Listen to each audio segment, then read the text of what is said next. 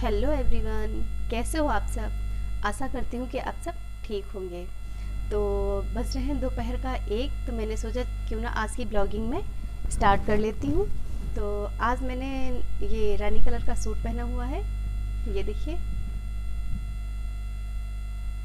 तो कैसा लग रहा है मेरा ये सूट। तो ये देखिए, मैंने कितनी सारी यहाँ पे साड़ियाँ निकाल कर डाली हुई हैं, क्योंकि मैं सोच रही थी कल तो घर के भी काम काफ़ी ज़्यादा हो जाएंगे, तो क्यों ना मैं आज ही जो कल मुझे पहनना है वो सारी चीज़ें मैं क्यों ना एक पास ही रख लूँ। और ऐसा आप लोगों को भी करना चाहिए। कल जो भी चीज़ें हमें पहननी है, कल काम आने वाली जितनी भी चीज़ें हैं, तो हमें आज से ही एक पास रख लेनी चाहिए कल, ताकि उनको इधर उधर ढूंढने में टाइम ना लगे। वैसे तो काफ़ी लोग रख लेते होंगे पहले से ही। और ये देखिए इधर मेरे तो बिस्तर कंबल निकल आए, ब्लैंकेट, क्योंकि ठंडा बहुत ज़्यादा होने लगी है। पर मत काफ़ी दिल्ली में तो काफ़ी ठंड है, पर ऐसा नहीं, मेरे रूम में कुछ ज़्यादा ही ठंड लग रही है, क्योंकि मेरे पीछे साइड का जो मकान वो बन रहा है, तो उस पर मकान बनने के बाद में जो तराई करते हैं, तो ये देखिए सीलन आप लोगों को ना दिखाई देती होगी। ये वाली दीवार मेरी काफ़ी ज़्यादा ठंडी रहती है, बहुत ज़्यादा ठंडी रहती है। इसकी वजह से मेरे रूम में ठंड भी इस बार तो बहुत ज़्यादा लगने वाली है। और ये देखिए, ये साड़ी मैं कल पहनने वाली हूँ, करवा चौथ के लिए मैंने तैयार करी है। और इन दो साड़ियों में से मैं कोई एक साड़ी, ये पिंक कलर की, काफ़ी अच्छा कपड़ा है इसका, ये साड़ी मैं कल दिन इसमें से, या फिर एक उफ, ये इसका हुक फंस गया।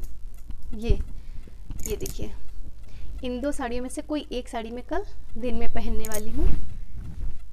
काफ़ी अच्छा इसका सिरोस्की वर्क है। इसका वर्क ना, ये देखिए नग नग से छोटे छोटे से स्टोन ये इसके बॉर्डर में इस तरीके से चिपके हुए, और काफ़ी अच्छी साड़ी है। तो मैं इन दो साड़ियों में से कोई कल एक दिन में पहनने वाली हूँ। और ये शाम के लिए ये वाली, ये तो शाम के लिए फाइनल है ही। काफ़ी हद तक मैंने तैयारियां कर ली हैं, क्योंकि कल इतना टाइम बचेगा नहीं। और मैंने अपने इस संदूक से, ये वाला जो संदूक है, इससे ये मैंने करवे भी निकाल कर रख लिए हैं, क्योंकि हमारे यहाँ पे ना इसी तरीके के करवे पूजे जाते हैं। इन्हीं में मिठाई वगैरह, पापड़, कई सारी चीज़ें पड़ती हैं। कल मैं प्रॉपर आपको पूरा ब्लॉग दिखाऊंगी कि मेरे यहाँ पे, हमारे यहाँ यूपी में सीतापुर में किस तरह से करवा पूजे जाते हैं। और ये वाला मेरा है, मेरी दीदी का, और ये छोटू सा है, बिल्कुल छोटू सा है, गौरा जी का। गौरा माता का भी हम लोग करवा रखते हैं पूजा करते टाइम पे, तो ये उनका है। और हम लोग, मैंने इनको अभी साफ़ नहीं किया है, क्योंकि ये देखिए गंदे हैं भी, क्योंकि जो चावल का ऊपर लगाते हैं। हमारे यहाँ पे करवा चौथ की पूजा किस तरह से करते हैं, मैं पूरा कल आपको ना, पूरा दिन का पूरा ही, सुबह से लेकर शाम तक में किस तरीके से होती है यूपी में करवा चौथ की पूजा, कैसे करती हैं महिलाएं, तो मैं लेडीज़, तो मैं आपको दिखाने वाली हूँ। तो थक जाती हूँ बोलते बोलते, अभी अच्छे से आदत नहीं है। तो मैं वही कर रही थी कि मैं सारा सामान एक पास ही रख लूँगी, क्योंकि घर पे बच्चों को भी देखना होता है। चलिए थोड़ा सा चलते चलते मैं बात करती हूँ, मैं उधर बैठ जाती हूँ। घर बच्चों को भी देखना होता है और काम भी करना होता है, तो इसके लिए फिर खुद को इतना टाइम दे नहीं पाती हूँ। तो मुझे सारी सामान ढूंढ के आज मुझे एक पास ही रखना है, ठीक है। ये देखिए मेरा छोटा सा फ्लावर पॉट, अच्छे लग रहे हैं फूल ना, येलो कलर के। अगर मैं येलो वाली साड़ी पहनूंगी तो इसके साथ में मैच करेगा, इसी पास बैठूंगी तो हाँ। और मैं एक बहुत ज़रूरी बात आज बताना चाहती हूँ, क्योंकि मैंने देखा है ना, फ़िलहाल तो इस टाइम पे फैशन में यही चल रहा है कि लिक्विड वाला सिंदूर, कल करवा चौथ है, तो जो लेडीज़ कभी भी अपनी मांग में सिंदूर नहीं लगाती हैं, बहुत सी लेडीज़ जो शहर में रहती हैं, तो वो सिंदूर नहीं लगाती हैं। पर कल का दिन तो हर लेडीज़ सिंदूर लगाती है, वो भले कितनी मॉडर्न क्यों ना हो, पर फिर भी सिंदूर ज़रूर अपनी मांग में भरती ही भरती है। वैसे तो अब आजकल लिक्विड वाला सिंदूर काफ़ी ज़्यादा ट्रेंड में है, जो लेडीज़ गांव में रहती हैं वो भी लिक्विड वाला सिंदूर ही इस्तेमाल करती हैं, पर कल के दिन ज़्यादातर लेडीज़ जो सूखा सिंदूर आता है उसे ही लगाती हैं अपनी मांग में, उसी को भरती हैं। और पर देखा जाए तो सिंदूर सूखा वाला जो होता है हमें उसे ही लगाना चाहिए। पर बहुत सारी इस टाइम पे तो जो लिक्विड वाला सिंदूर है वही ट्रेंड में चल रहा है। पर जो लेडीज़ सूखा सिंदूर लगाती हैं, जो लिक्विड वाला लगाती हैं, उनमें तो कोई प्रॉब्लम नहीं, क्योंकि उसके अंदर पहले से ही एक रॉड दिया हुआ होता है सिंदूर लगाने के लिए, अपनी मांग में अप्लाई करने के लिए। पर जो लेडीज़ सूखा सिंदूर लगाती हैं तो वो अक्सर क्या करती हैं, अपनी मांग में ना उस डिब्बी में जिसमें सिंदूर रखा हुआ होता है उसमें माचिस की तीली डाल देती हैं, उसी से निकालकर अपनी मांग में सिंदूर लगा लिया करती हैं। पर ये चीज़ मेरे हिसाब से, मेरी सोच के हिसाब से ये चीज़ गलत है, क्योंकि आप खुद सोच कर देखिए एक बार, मेरी बात छोड़िए, आप खुद से एक बार सोच के देखिए, हम माचिस को कहाँ पे, किस जगह पे, किस काम के लिए इस्तेमाल करते हैं। हमें जहाँ आग लगानी होती है, हमें जहाँ जलाना होता है, आग लगानी होती है, हम उस जगह पे माचिस की तीली का इस्तेमाल करते हैं। तो क्या माचिस की तीली से अपनी मांग में सिंदूर डालना सही रहेगा, सही होगा? तो मेरी सोच के हिसाब से नहीं सही है। मैं खुद, मेरी मम्मी भी जैसे करती थी वैसे ही मैं भी करती हूँ। तो मैं आप लोगों को राय देना चाहूँगी कि आप लोग कभी माचिस की तीली से अपनी मांग में सिंदूर मत लगाइए, प्लीज़ मत लगाइए। तो लोग, बहुत सारी लेडीज़ का क्वेश्चन होएगा कि फिर मैं किस चीज़ से लगाऊं।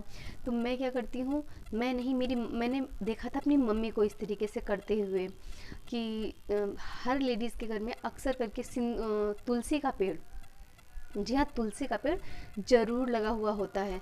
तो आपको करना क्या है, जो तुलसी की टहनी सूख गई हो, एक सीज़न के बाद में, एक साल के बाद में अक्सर करके तुलसी के पेड़ सूख जाया करते हैं, नहीं भी सूखते हैं तो भी एक आधा टहनी तो सूखी मिल ही जाती है तुलसी के पेड़ में।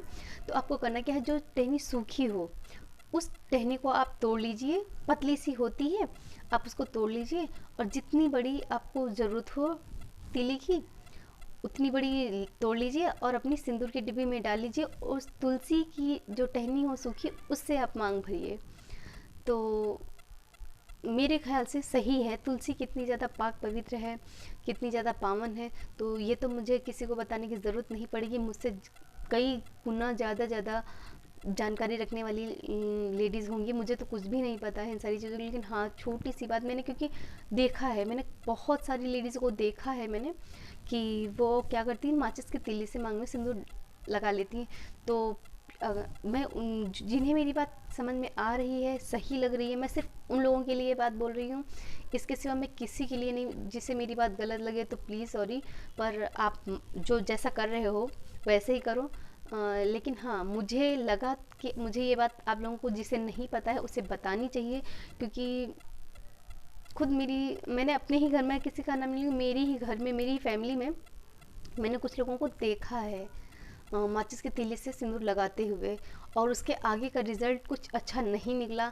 तो इसी को सोच कर मैं ये चीज़ कह रही हूँ कि बाकी आप फ़िलहाल अगर आप तुलसी की टहनी से नहीं लगाना चाहते हैं, तुलसी की डंडी से नहीं लगाना चाहते हैं, कोई बात नहीं, किसी और चीज़ से लगा लीजिए, कुछ भी, जो भी आपको मिल जाए, टूथपिक वगैरह आती हैं उनसे लगा लीजिए। फ़िलहाल माचिस की तीली से कभी भी आप अपने मांग में सिंदूर ना भरिए।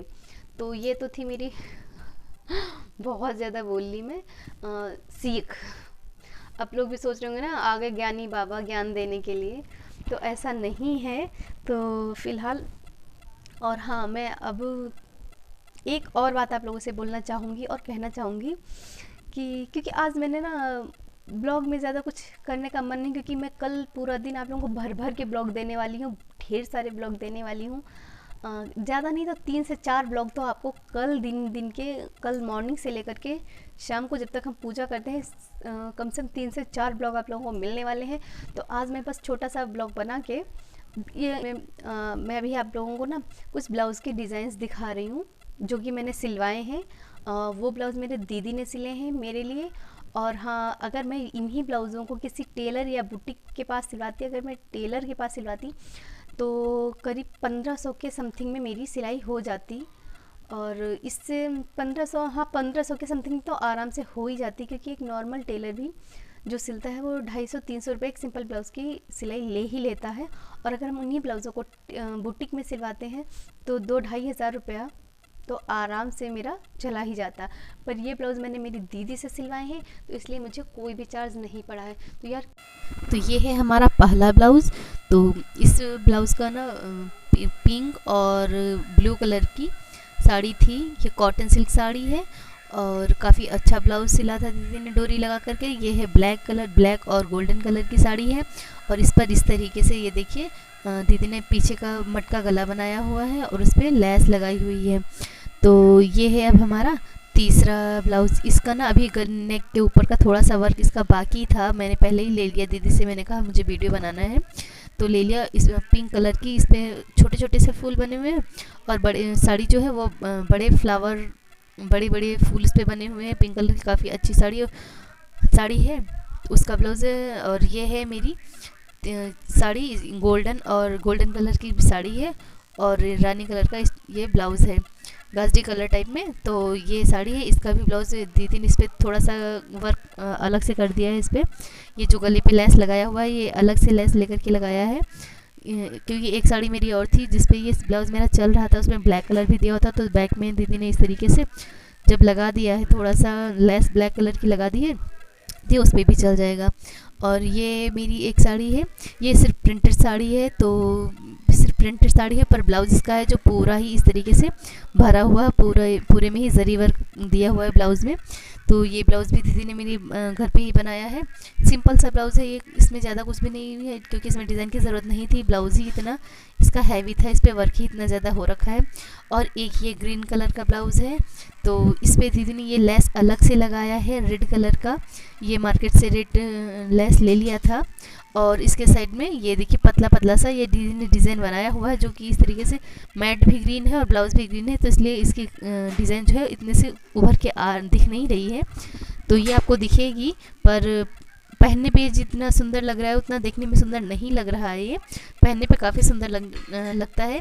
और एक ये ब्लाउज़ है, ये तो इसकी कहने क्या, ये सिल्की साड़ी है और इसका इस डिज़ाइन का अभी इसी ब्लाउज़ को अगर हम टेलर से सिलवाएं तो अच्छा खासा वो हमसे चार्ज ले लेगा, पर इसका तो चार्ज कुछ पड़ना नहीं क्योंकि खुद से ही घर पे बन गया है।